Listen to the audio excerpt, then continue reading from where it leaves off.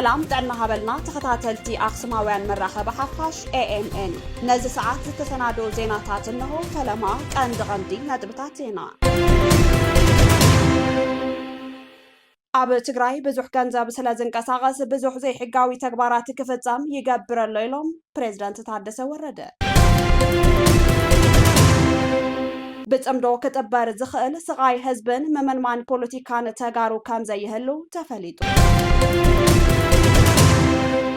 أب تقرأي مرزا كام زكايد بورد مرزا إثيوبيا نقابلات بايتو توكلت هزبي قاليزو أمريكا أبلع لزيغاتات سوماليا كتقبرو زتنحت جيزاوي حلوة أقواريزا زرزرو يسعب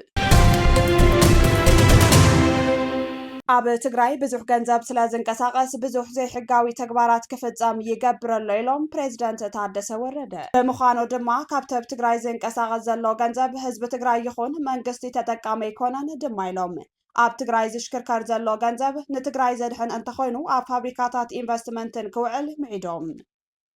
أزي كرشي كاب بانكي وزاي زلو جنزاب عطوان كبان كفتر مون أب هارزا كوعلا زبل حساب كام زلو زحبرو بريزيدنت جنرال تحدث أزي جن فتم زي خوان بمخانو بقولتفنا بافراي لمعات كاتو كام زجبان أتحساسيبهم بتي زر زلو كنتات أب بانكتات أمنات مسان كام زلو زتجلت خوينو نزي أب مستخخال منجستي كام زسرح أفليتهم أب زوان أب تجرب زلو بانكتات قدم موزات رجنزب مهلاون بفلاي أب بانك نقدي هذا شحبر بسومن وزايد راح كفكاد مقبارو أب وردا دابات حما قرنجح بانك نقدي إثيوبيا زقلقلو عماويل بانكي قاليزهم بتأمدو كتبار زخل سغاي حزبن ممنمان بوليتيكان تغارو كام زي هلو تفليتو فشل جمار تأمدو بقدامنت نوعل سلام بريتوريا زفرس كاب مخانو حدا أب مصداق داغماي بريزيدنت جيزاوي من محدار تقراي جنرال تحدث ورد شمونت أمامتات كاب زتقبلوهم حدا بزي أفلطو منغستي سخون عينت ركبات كيهلو زتختم خوينو قاتيلو دما تأمدو انتايسيا مسحارادين مايستيا كم زبحال أب اوان انتتاو كينات تقراي أب تغارو مخنياتاوي بزي كونت آلقاتاونت 4 كفلات سراويت ناب تقراي زختته ጨፍጫፊ ስርዓት ኢሳያስ አፈወርቂ ክልተ ማያት ኣብ ዘርእስቱ ምሉስ ሕቶ ጋዜጠኛታቱ 4 ጥሪ 2018 ዓመተ ምህረት ኣብ ማስዩ ኣብ ዝሃቦ መብርሂ ድሕሪ ፕሪቶሪያ እውን እንተኾነ ስርዓት ብልጽግና ኣብ ልዕሊ ትግራይ ኩናት ይፍጽመሎ ክብል ተሰሚዑ እዚ ቃል ሓልዮትን ህዝብን ፖለቲካን ትግራይ ዘይኮነስ ተጋሩ መናእሰይ ረኪሰ መንግስትነተይ ከቐጽል ክሕግዘን እዩ ዝበሎ ርክብ ጽምዶ ብቃላት ንመመልኻዕ ዘተሃቀነ ኣካይዳ ኮይኑ ባህጊ ምልኣተ ፀንተት ህዝቢ ትግራይ ንፕሬዝደንት ኢሳያስ አፈወርቂ ዝኸለፈ ውዕሊ ፕሪቶሪያ ሕዚ መሊሱ ትግራይ ምስ መንግስቲ ፌደራል ዘለዋ ዝተደናጎየ ርክባት መሊኡ ከጥፍእ ይጉስጉሰሎ ኣብ ጉዳይ ኢትዮጵያ ይምልከተና እዩ ብዝብል መግለፂ ዝፍለጥ ኣሃዳዊ ምሕደራ ስርዓት ኢሳያስ ኢትዮጵያ በርማ የድልየኒ እዩ መባላ ስግብግብነት እዩ ንምንታይ በለ ዝብል ሕቶ መልሲ ዝጠልብ እናሃለወ ኢትዮጵያ ኣብ ማያት ኤርትራ ጥራሕ ዘይኮነትስ ኣብ ናይ ባዕላ ማይ እውን ኢደ የለዎ ብዝመስል ኣገላልፃ ኣብ ሩባ ኣባይ ሱዳን ዘለዋ ባህጊ ኣስሚርሉ ተንኳሲ ኣጀንዳ ክልተ ማያት ንኢትዮጵያ የፍርሕዋ ኣለዉ ክብል ንቀዳማይ ሚኒስተር ኢትዮጵያ ዶክተር ኣብይ ኣሕመድ ካብ ዝተጻረፎም 4 ፀርፍታት ሓደ ፍርሒ እዩ ሕቶ ኣፍ ደገ ባሕሪ እንትብል ጠምዶ ዝብላ ካይዳ ዘይምዑሪ ፖለቲካ ኸ ፈራሕዶ ኣየብልን እዩ ኢሉ ንክሓትት ዝኽእል ሙያተኛ ብምግዳፍ ጠምዶ ንበሰላ ህዝቢ ትግራይ ክጥብር ዘይኽእል ኣብ ቅልውላ ፖለቲካ ዝተደረኸ ከይዲ ብምዃኑ ደው ክብል ካብ ተጋሩ ጀነራላት ሓደ ዝኾነ ውሽጠሊት ስርዓት ኢሳያስ ዘመቃቀረ ጀነራል ሳሞራ ዮኑስ ጠምዶ ዳግማይ ሞት መናእሰይ ተጋሩ ዘቀላጥፍ እዩ ክብል ምስ ኮርነር ፕረስ ዝተባሃለ ማዕከን ሓበሬታ ኣብ ዝገበሮ ቃለ ምሕትት እንትሕብር ኣብ ኣምሓራ እውን እንተኾነ ኣንጻር ብልጽግና ዝቃለሱ ዘለው ሓይልታት ፋኖ ብሰንኪ ጽምዶ ዝብል ረከባት ምስ ሕወሓትን ኢሳያስን መፍርራስ ይገጥሞም ኣሎ በርባዕተ ጥሪ 2018 ዓመተ ምህረት ጥራሕ ኮሎኔል ፋንታሁን ሙሃባ ጽምዶ ዝብል ዘይተቀደሰ ሓሳብ ኣይቕበልን እናበለ ድሕሪ ምጽናሕ ምስ ዓጀብቱ ካብ ፋኖ ከዲዑ ናብ ሰራዊት መንግስቲ ኢትዮጵያ ኢዱ ሂበሎ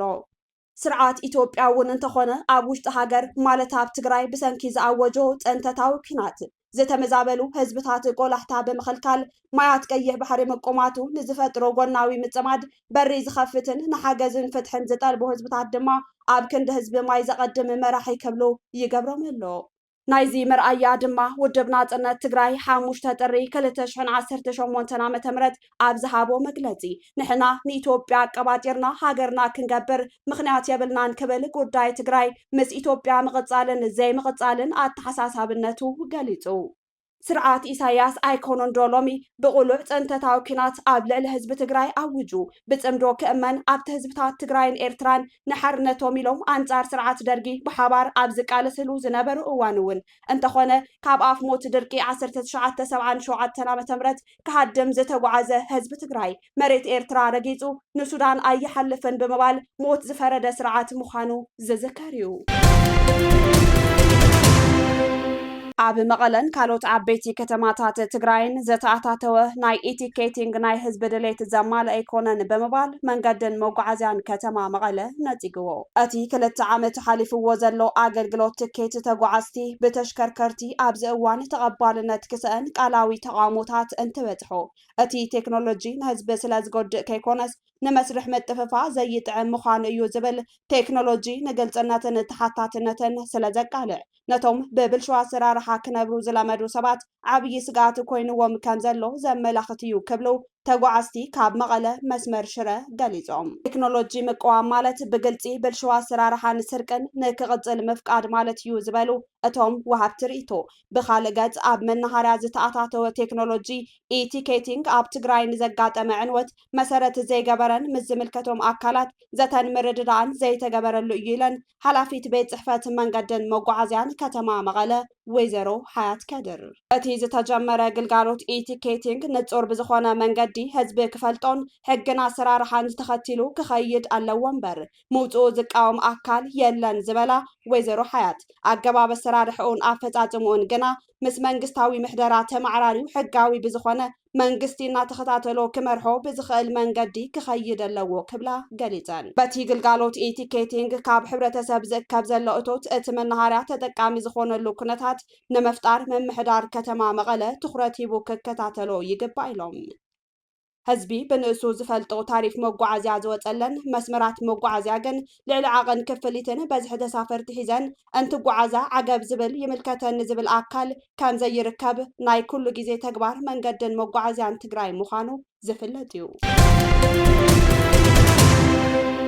ወርሓዊ ክፍሊት ማይ ብቴክኖሎጂ ክፍጸም ግልጋሎት ማይን ፈሳስን ከተማ መቐለ ኣፍሊጡ። ቤት ጽሕፈት ግልጋሎት ማይን ፈሳስን ከተማ መቐለ ምስ ባንኪ ወጋገን ብምትሕብባር ቅልጥፉን ጽፈት ዘለዎን ስርዓተ ግልጋሎት ክፍሊት ማይ ንምጅማር ዘኽእል ክልቲኣዊ ስምምዕ ፈጺሞም። ዋና ስራሕ መካየዲ ቤት ጽሕፈት ግልጋሎት ማይን ፈሳስን ከተማ መቐለ ዶክተር አሸናፊ ዝኣብርሃ ከም ዝበልዎ እቲ ግልጋሎት ልዕሊ 100,000 ሰብ ዋና ቆጻሪ ማይ ከም ዘካተተን ተገልገልቲ ክፍሊት ማይ እንትፍጽሙ ካብ ዝኾነ ምንግልታዕ ዘድሕን ከም ዝኾነ ምስ ባንኪ ወጋገን ብሓባር ብምዃን ንጋዜጠኛታት ኣብ ዝሃብዎ መብርሂ ሓቢሮም። ስራሕ መካየዲ ባንኪ ወጋገን ርጅን ሰሜን ኣይተሃፍቶም ገረዚሄር ብወገኖም ባንኪ ወጋገን ማሕበረሰባዊ ሓላፍነቱ ንምፍጻም ኣወሃህባ ግልጋሎቱ ኣብ ምዝማን ብብርክት ዝበሉ ስራሕቲ እናፈጸመ ከም ዝመፀ ድሕሪ ምግላጽ እቲ ግልጋሎት ብኢብር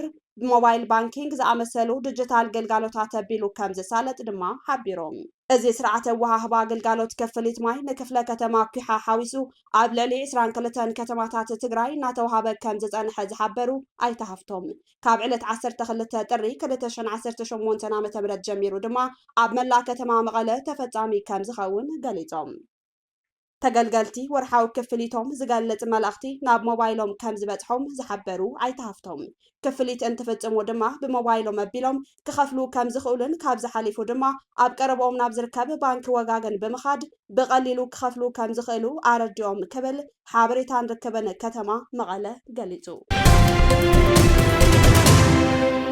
ኣብ ትግራይ መረፃ ከም ዝካየድ ቦርድ መረፃ ኢትዮጵያ ንኣባላት ባይቶ ተወከልቲ ህዝቢ ገሊጹ። ብሄራዊ ቦርድ መረፃ ኢትዮጵያ ኣብ ትግራይ 7ይ ጠቕላላ መረፃ ከም ዝካየድን ንመፈጸሚ ሓፈሻዊ መረፃ 10 ቢልዮን ብር በጀት ከም ዝተመደበን ኣፍሊጡሎ። እቲ ቦርድ ጉንበት 24 2018 ዓ.ም ንዝካየድ 7ይ ሃገራዊ መረፃ ኩሉ ዘድሊ ቅድመ ምድላዋት ስራሕቲ ከም ዝተዛዘሙ ገሊጹ። ኣብቲ ናይ ምይይጥ መድረኽ ኣብ ትግራይ መረፃ ክካየድ ድዩ ዝብል ሕቶ ዝቐረበሉ ኣይተ ተስፋይ ኣብ ክልል ትግራይ መረፃ ከም ዝካየድ ኣረጋጊጹ ቦርድ መረፃ ኣብ ትግራይ ንምክያድ ምስ ጊዜያዊ ምምሕዳር ክልል ትግራይን ኣብቲ ክልል ዝንቀሳቐሱ ፖለቲካዊ ውድባትን ከዘራረብ ከም ዝጸንሐ ኣዘኻኺሩሎ ኣሜሪካ ኣብ ልዕሊ ዜጋታት ሶማልያ ክትገብሮ ዝጸንሐት ጊዜያዊ ሓለዋ ኣቋሪጻ ኣሜሪካ ንዜጋታት ሶማልያ ክትህቦ ዝጸንሐት ጊዜያዊ ሓለዋ ብምቁራጽ ብኣሽሓት ዝቑጸሩ ሶማልያውያን ኣብ መፋርቕ ወርሒ መጋቢት ካብ ኣሜሪካ ክወጹ ከም ዝኣዘዘት ንሰበስልጣን ኣሜሪካ ብምጥቃስ ማዕከን ዜና ቲአርቲ ወርልድ ጸብጺቡ ሓፊት ክፍሊ ውሽጣዊ ጸጥታ ዝኾነት ክሪስቲ ኖም ኣብ ሶማልያ ዘሎ ኩነታት ከም ዝተመሓየሸን ድሕሪ ሕዚ ንጊዜያዊ ሓለዋ ከም ዘይበቅዕን ኣፍሊጠን ኣለዋ ብተወሳኺ እቲ ክፍሊ ውሽጣዊ ጸጥታ ካብ ጊዜያዊ ሓለዋ ወጻኢ ኣብ ኣሜሪካ ክጸንሑ ካልእ ሕጋዊ መሰረት ዘይብሎም ሶማልያውያን ዝምልከቶ መስርሕ መመልከቲ ተጠቒሞም ምኻዶም ክሕብሩ ከም ዘለዎም ገሊጹ ኣኽበርቲ ሕጊ ኢሚግሬሽንን ጉምሩክን ኣሜሪካ ድማ ዜጋታት ሶማልያ ካብ ዝመጽእ ዘሎ ፍርቂ መጋቢት ሒዞም ካብቲ ሃገር ክወጹ ኣተሓሳሲቡሎ እቶም ካብቲ ዝተመደበ ግዜ ንላዕሊ ዘጸንሑ ግና ስጉምቲ ክውሰዶም ከም ዝኽእል ኣጠንቂቑ